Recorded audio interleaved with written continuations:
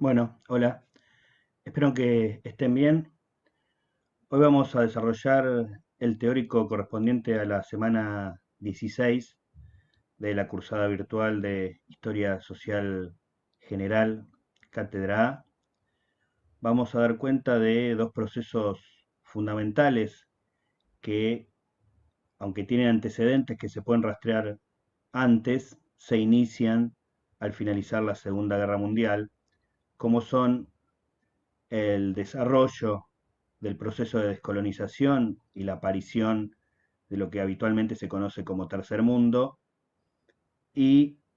la aparición también de los conflictos referidos a la Guerra Fría. Nos vamos a apoyar en los textos de Erich Hobsbawm, el capítulo 12 de su Historia del siglo XX, El Tercer Mundo, y el texto que trabajan en prácticos es el capítulo 6 de la historia del mundo contemporáneo, La Guerra Fría, el libro coordinado por María Dolores Béjar. Vamos a iniciar el teórico con una breve síntesis de los principales acontecimientos ocurridos inmediatamente después de terminada la Segunda Guerra Mundial, como para ir metiéndonos en clima de época.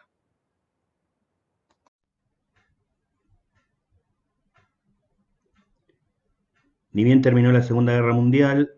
la alianza que había logrado derrotar al Eje se mantuvo sin fisuras en los primeros meses, pero eso no fue algo que duraría mucho tiempo. Los primeros conflictos aparecieron precisamente en el mundo dependiente, más exactamente en el sudeste asiático. Hacia fines de 1945 comenzaron los conflictos en la Indochina francesa. Ho Chi Minh declaró una independencia que no fue reconocida por la antigua metrópoli, lo que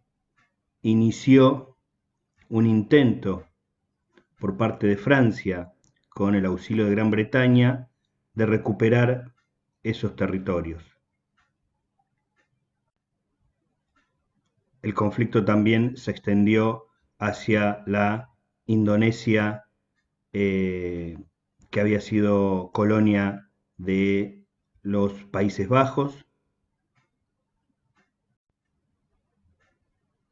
Malasia y las Filipinas. Estos territorios, que en el marco de la Guerra del Pacífico, de la Segunda Guerra Mundial, habían sido conquistados por Japón y cuyas poblaciones habían colaborado con la resistencia en la resistencia contra el invasor, no aceptaban ahora, una vez expulsado el nuevo invasor, aceptar la injerencia nuevamente de los viejos invasores coloniales.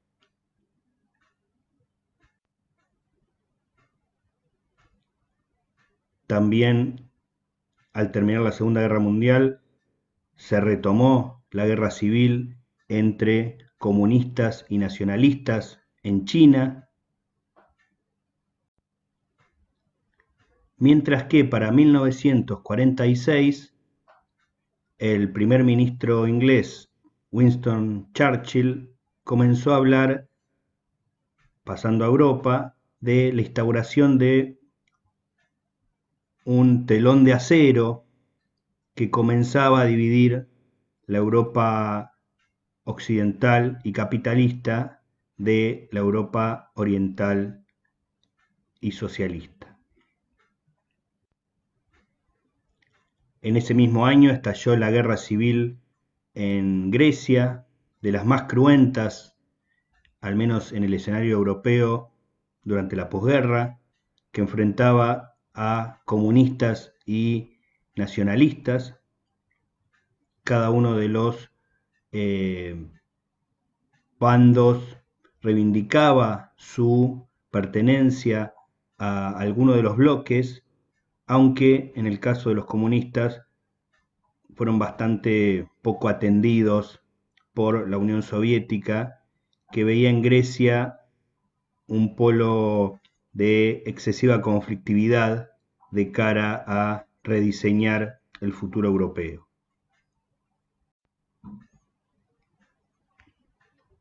(1947) es un año central porque se inician las tratativas por el Plan Marshall, ese plan de recuperación económica europea que ofrecía Estados Unidos en forma de subsidios o de préstamos muy blandos, con el objetivo de, con un triple objetivo, podríamos decir, el de acelerar la recuperación económica europea. Eso generaba o pretendía generar también un rebote hacia la propia economía norteamericana, pero además, en tercer lugar, generar una lealtad de los países que participaran del plan hacia el bloque capitalista que Estados Unidos lideraba.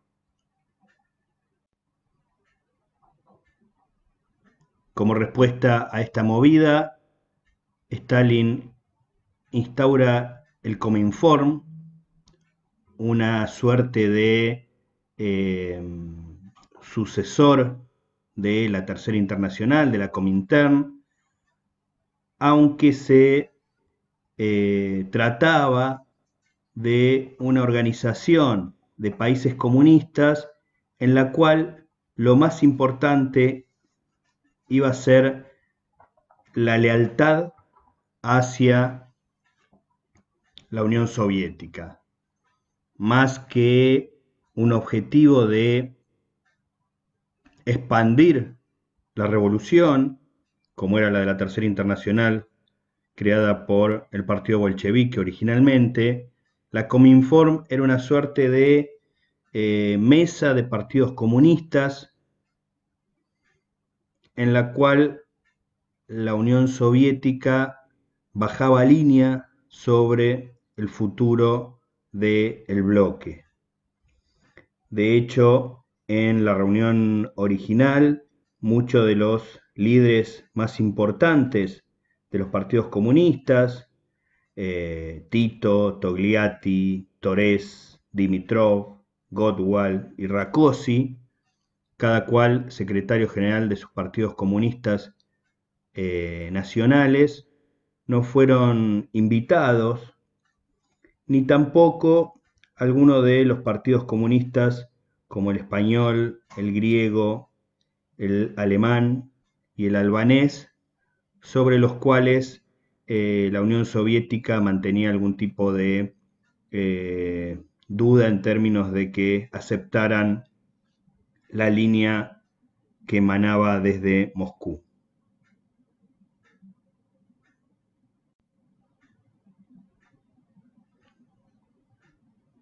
En 1948 se da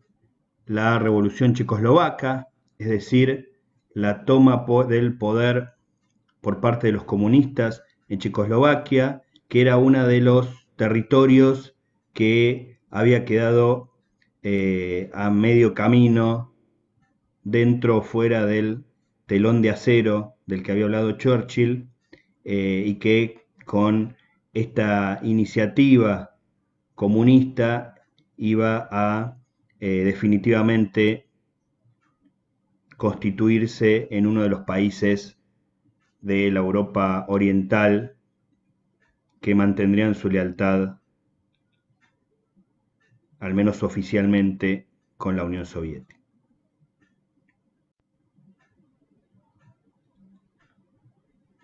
En 1948 también termina de resolverse el diferendo entre Yugoslavia y la Unión Soviética con la expulsión de Yugoslavia, de la Yugoslavia de Tito, como parte de la Cominform. dejaba claro Stalin que no iba a aceptar ningún camino nacional, ningún camino socialista nacional que no eh, conformara al 100% las directivas de Moscú. En ese mismo año, los comunistas a los que Stalin le había soltado, los comunistas griegos, a los que Stalin le había soltado la mano, terminan perdiendo la guerra civil, siendo derrotados y constituyéndose Grecia en uno de los pocos países de la Europa Oriental que se va a mantener dentro del bloque capitalista. También en 1948 surge con fuerza el conflicto en la Alemania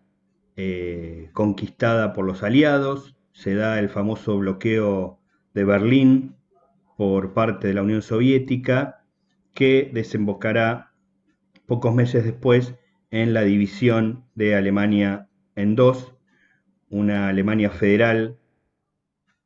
que se mantendrá dentro del bloque capitalista y una República Democrática de Alemania que sería parte del bloque comunista.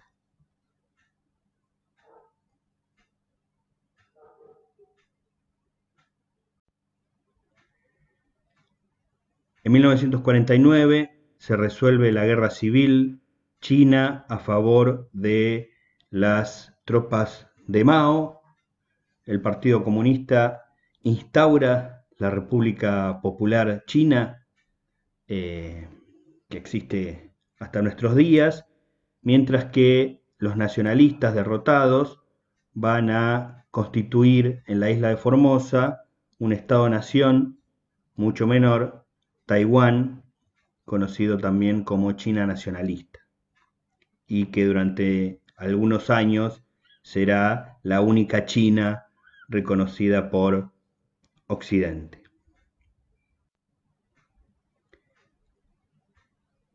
Para terminar, en 1950 estalla la Guerra de Corea, un conflicto paradigmático de la Guerra Fría, el tipo de conflicto en el cual los bloques socialistas y comunistas se van a enfrentar, pero no de forma directa, al menos en sus máximas potencias, sino a través de bandos que disputen soberanía y territorialidad en el escenario tercermundista.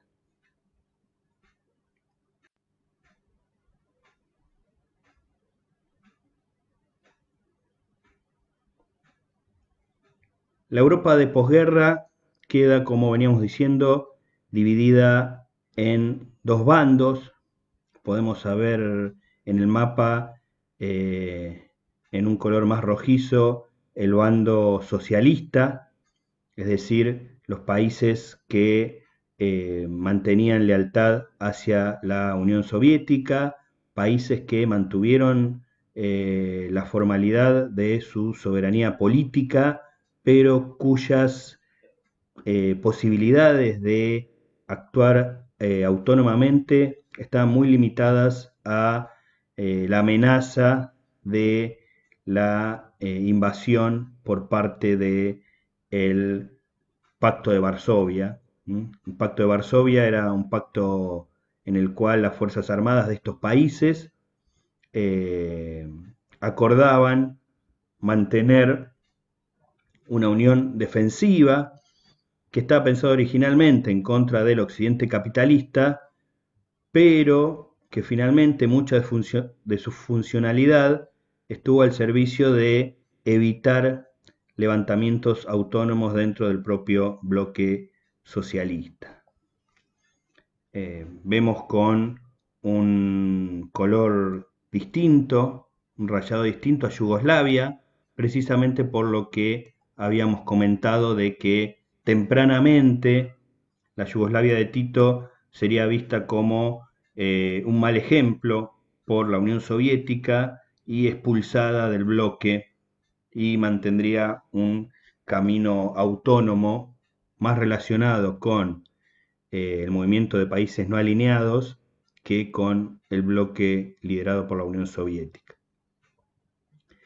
En un tono azul vemos los países que terminaron conformando parte del bloque capitalista liderado por Estados Unidos, que conformaron la OTAN y que también de alguna forma veían restringida su autonomía en términos de que estaba muy claramente expresada la hegemonía que Estados Unidos mantendría sobre ese bloque.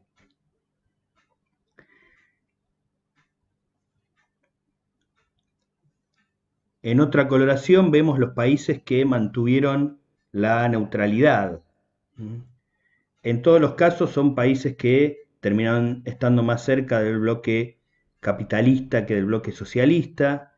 En algunos casos la neutralidad fue una decisión propia, como en Finlandia, en Suecia, en Suiza, manteniendo su neutralidad tradicional. En el caso de Irlanda, que tampoco había participado en la Segunda Guerra Mundial, debido a su conflicto principal con el Reino Unido. Y en otros casos esa neutralidad fue forzada desde afuera, como en el caso de España, cuya participación en la OTAN fue vetada por varios de los miembros que veían en el régimen franquista un régimen más cercano a los fascismos recién derrotados que al bloque capitalista, aunque rápidamente en los años 50 Estados Unidos llevaría a cabo una serie de pactos con Madrid que la pondrían decididamente dentro del bloque capitalista y que permitirían la instalación de bases norteamericanas en su territorio. El caso de Austria es un caso más particular.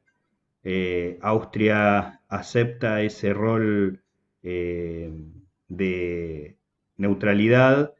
como una condición para que los países aliados la consideren de forma bastante polémica una víctima de Alemania, más que un Estado que fue parte de la avanzada nazi.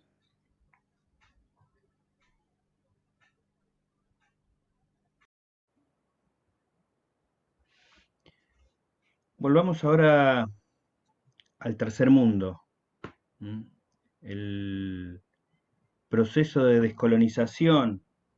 del mundo colonial independiente dio nacimiento a lo que habitualmente conocemos como tercer mundo, un concepto amplio que fue variando en el tiempo y que además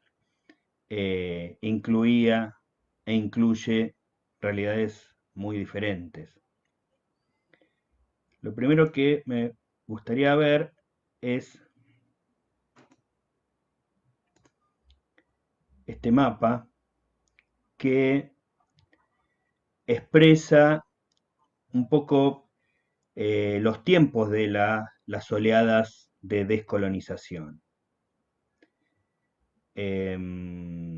A diferencia de otros mapas que pudimos haber visto antes en relación a la era del imperio, en el cual cada color daba cuenta de la pertenencia colonial de los territorios a las diferentes potencias europeas, aquí lo que vemos es un mapa en el cual el color da cuenta de los años de descolonización. Vemos algunos países en amarillo directamente, algunos territorios en amarillo, que son territorios que llegan a la Segunda Guerra Mundial como independientes, aunque esa independencia muchas veces es relativa. ¿Mm? Hablamos más de una independencia formal, pero que escondía o bien una especie de protectorado por parte de alguna de las potencias, como por ejemplo Egipto, o bien, como en el caso de China, una arremetida colonial que no la convirtió totalmente en colonia de ninguna potencia, pero sí se expresaba en la existencia de decenas de enclaves coloniales eh, existentes en su territorio. En la entreguerra había habido un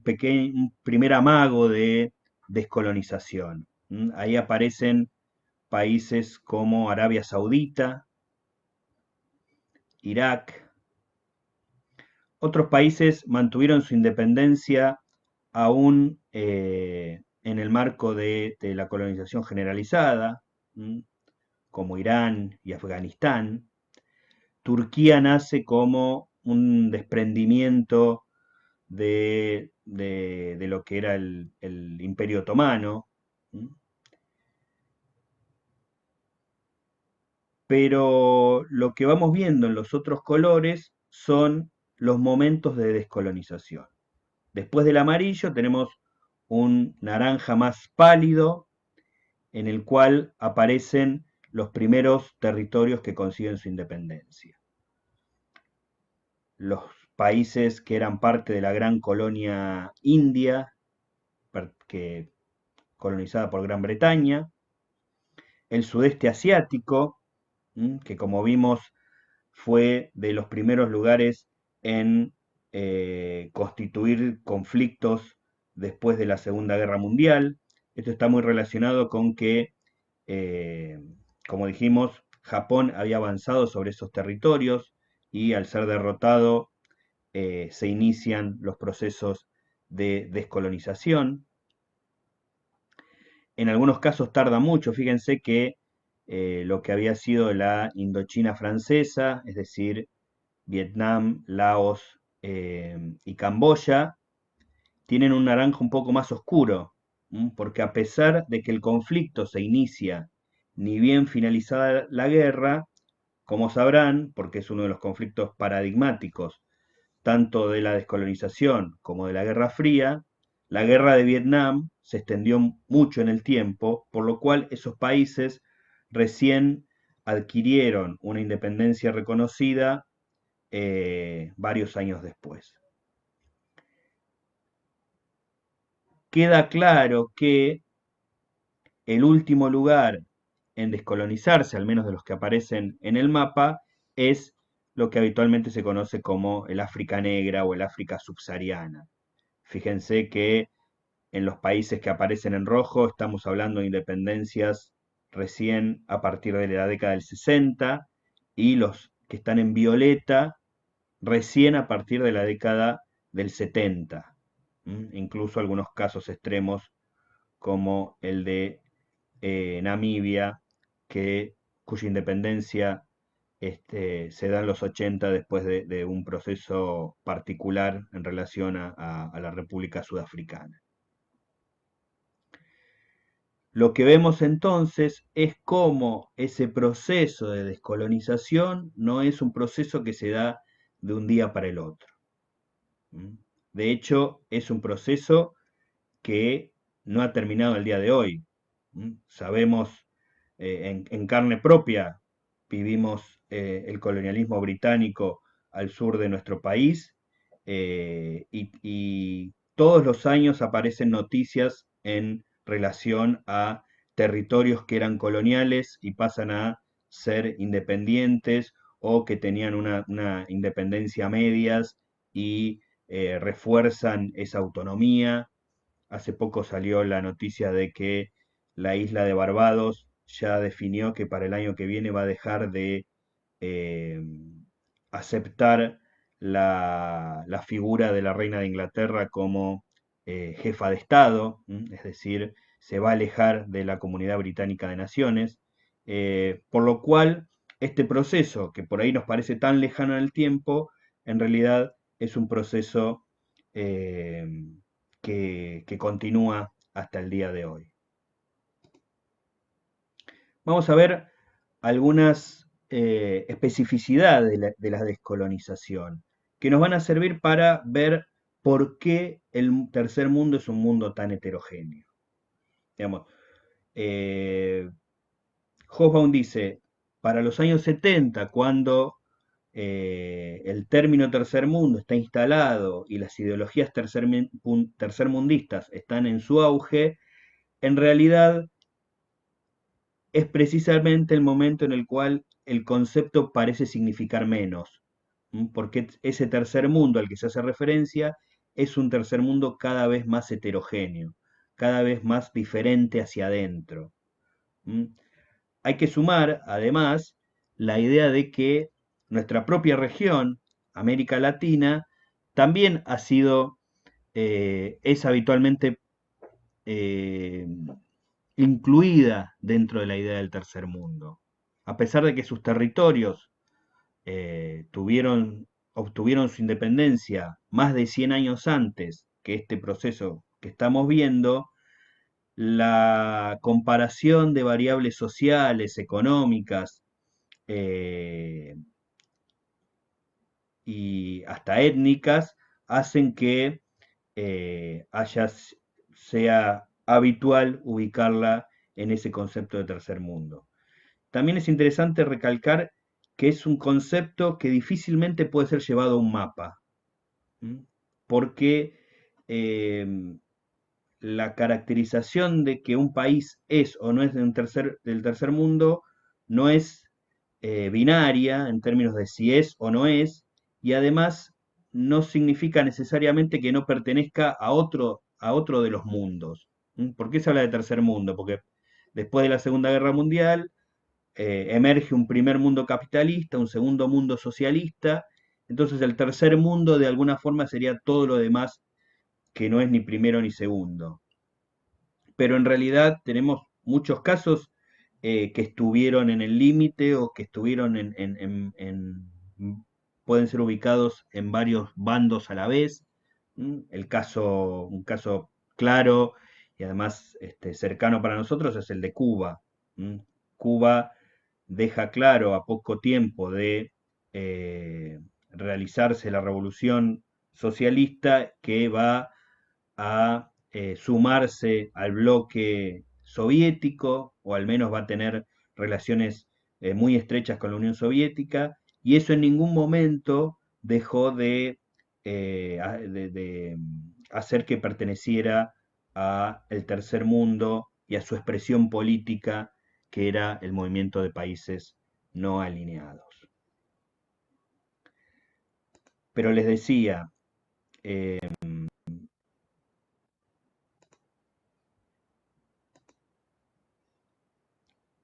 uno de los primeros procesos de descolonización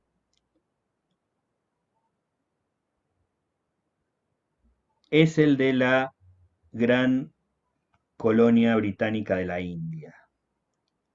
Aquí vemos un mapa que nos explica por qué no se o de qué forma no pudo ser posible el proyecto original de Gandhi, que era que de la colonia surgiera un solo Estado-nación. En realidad, los británicos habían gobernado la India sobre la base de la división. Primero porque permitían la existencia de principados con líderes nativos. Una parte de la India, de la gran colonia india, estaba gobernada directamente por Inglaterra y otras partes estaban bajo el mando de élites nativas que respondían a Gran Bretaña, pero además la más importante de las divisiones que fue eh, alentada por Gran Bretaña era la división entre hindúes y musulmanes. Por eso, al terminar la Segunda Guerra Mundial, Inglaterra, aceptando que la posición colonial de la India ya no daba para más, porque durante toda la entreguerra había quedado claro que iban surgiendo movimientos nacionalistas muy fuertes, liderados por el propio Gandhi. De hecho, el Congreso Indio, que era una organización reconocida por Gran Bretaña para representar a los nativos, sobre todo a los hindúes, se negó a participar en la Segunda Guerra Mundial apoyando a Inglaterra, a menos que Inglaterra eh, promoviera, aceptara la independencia india. Eso en el marco de la campaña que se conoció como Quit India, ¿no? Largo de India, dejen la India. Eh, Mientras que los musulmanes, que son la otra gran minoría religiosa, o que eran la otra gran minoría religiosa dentro de la colonia, sí se sumaron eh, a participar de la Segunda Guerra Mundial. Entonces, en 1948, cuando se decide, en realidad antes, al terminar la guerra, Inglaterra decide definir dos protectorados separados. Uno, donde está la mayoría de la población hindú, que es lo que actualmente conocemos como la República de la India, y el otro, que es lo que aparece en verde acá, donde estaba la mayoría de la población musulmana, Pakistán, que al principio va a estar dividido, va a ser un solo país, pero dividido en dos territorios, Pakistán Occidental y Pakistán Oriental. Lo que aparece acá como Bengala o como Pakistán Oriental, a partir de 1971 se convierte en otro país independiente que es Bangladesh.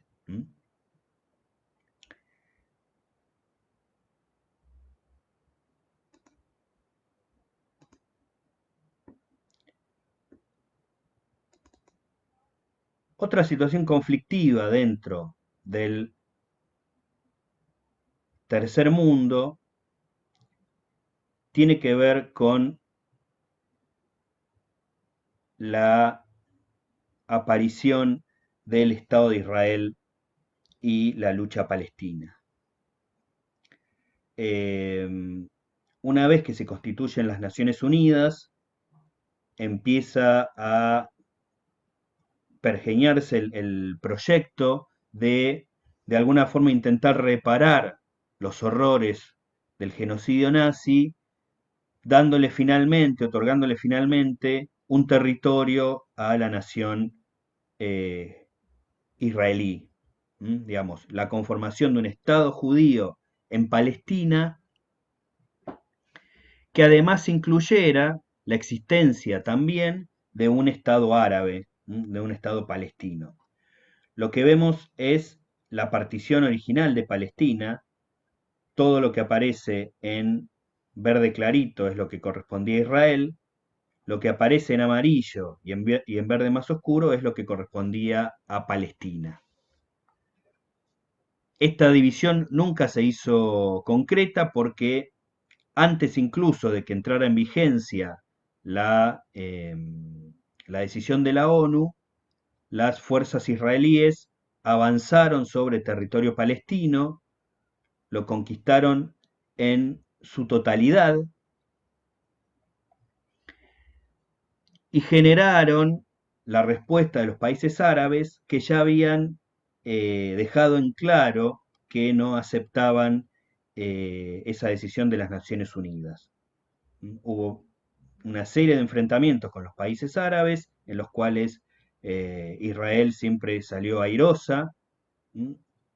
y es al día de hoy que lo único que ha quedado como Estado palestino es lo que aparece en amarillo, lo que habrán escuchado alguna vez mencionar en los noticieros. Cisjordania es esta parte más extensa, la banda de Gaza, o la franja de Gaza, le decimos nosotros, es este pedacito más pequeño. Digamos, yo creo que ni el más optimista de los palestinos piensa que un futuro Estado palestino puede ir mucho más allá de eso. Digamos, todo lo que está en verde oscuro, que eran territorios que originalmente eh, la ONU le había dado al Estado palestino, eh, casi con seguridad seguirá en poder de Israel.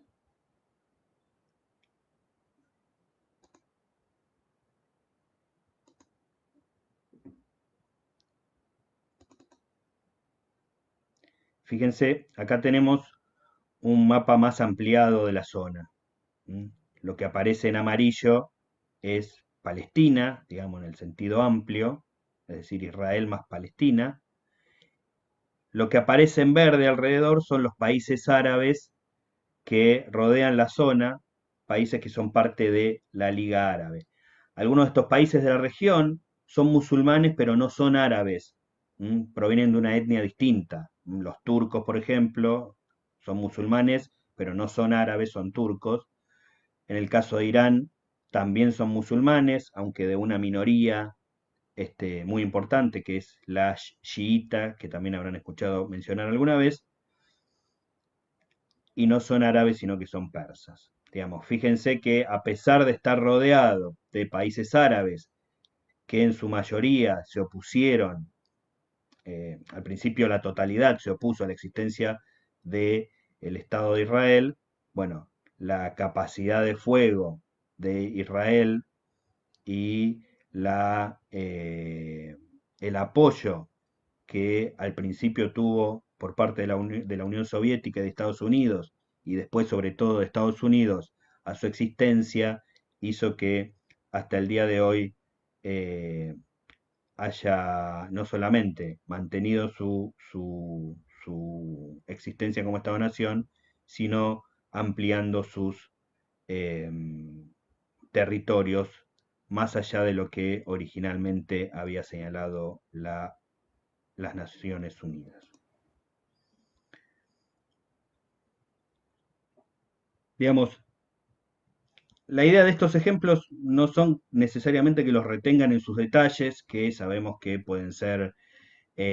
complejos de retener. Muchas de estas regiones del mundo se nos aparecen como exóticas. Digamos, a veces sentimos que conocemos más, no, a veces no, sin duda conocemos más del mundo desarrollado que de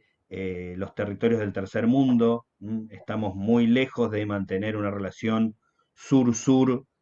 eh, tanto en términos de noticias, en términos académicos. Nuestra formación sigue siendo mucho más eurocentrista de lo que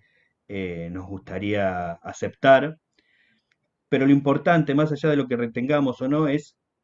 dar cuenta de esta heterogeneidad del tercer mundo, que además en los años 70,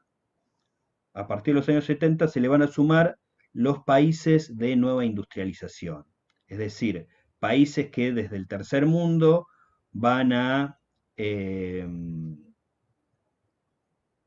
aprovechar las oleadas de capitales y la necesidad de mano de obra barata del capitalismo, la globalización del capital, para generar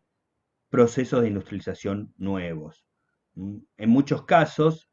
a imagen y semejanza de lo que había hecho Japón. Entonces, algunos de esos países que vimos tempranamente independizados, además generaron una industrialización que todavía podemos notar hoy en algunos de los artículos de consumo que nos llegan, ¿no? Digamos,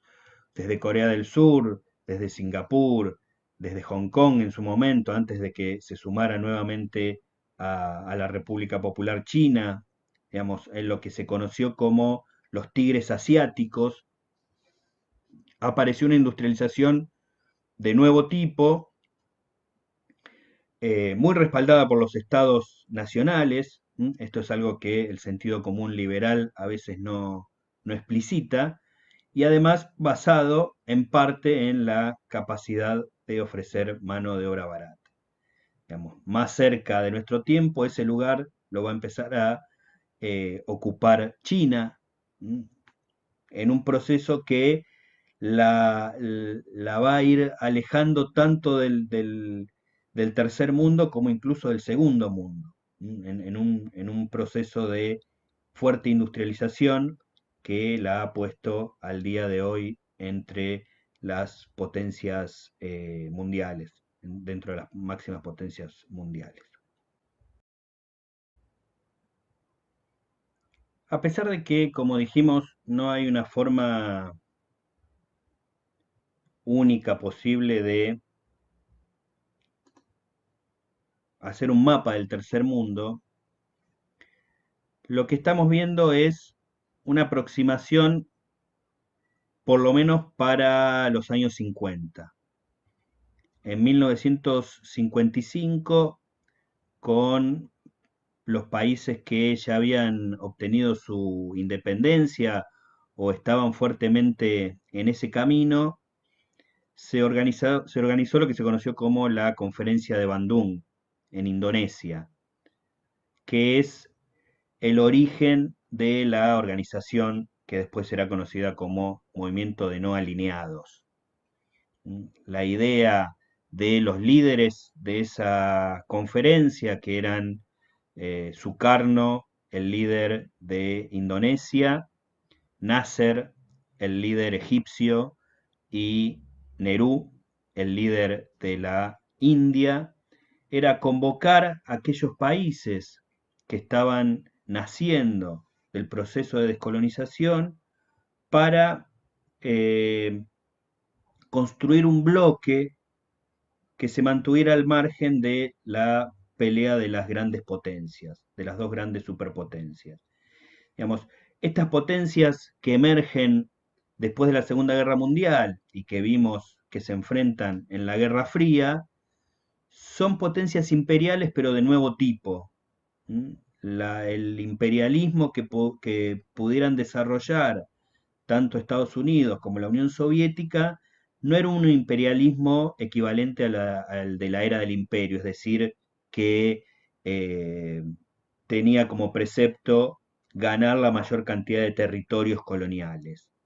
En general no hay una conquista directa de territorios por parte de Estados Unidos o de la Unión Soviética, aunque existieron excepciones, pero son potencias coloniales paradójicamente descolonizadoras. De hecho, en muchos sentidos apoyan el proceso de descolonización porque eso significaba retirar a los territorios que habían sido coloniales de la influencia de las viejas potencias para poder acercarlos a alguno de los bloques, al bloque capitalista liderado por Estados Unidos o al bloque socialista liderado por la Unión Soviética. Fíjense, digamos, el mapa de la conferencia de Bandung tampoco es un mapa que se pueda hacer detalladamente porque la participación de algunos países fue bastante informal. En algunos casos son países, como les decía, que todavía no habían logrado su independencia o de países de los cuales participaron delegados que no eran reconocidos por sus propios estados. Pero digamos, más o menos lo que podemos ver es la participación de los países de las primeras oleadas, es decir, el sudeste asiático, China, los países que habían sido parte de la vieja y gran colonia india, los países de Medio Oriente y los países de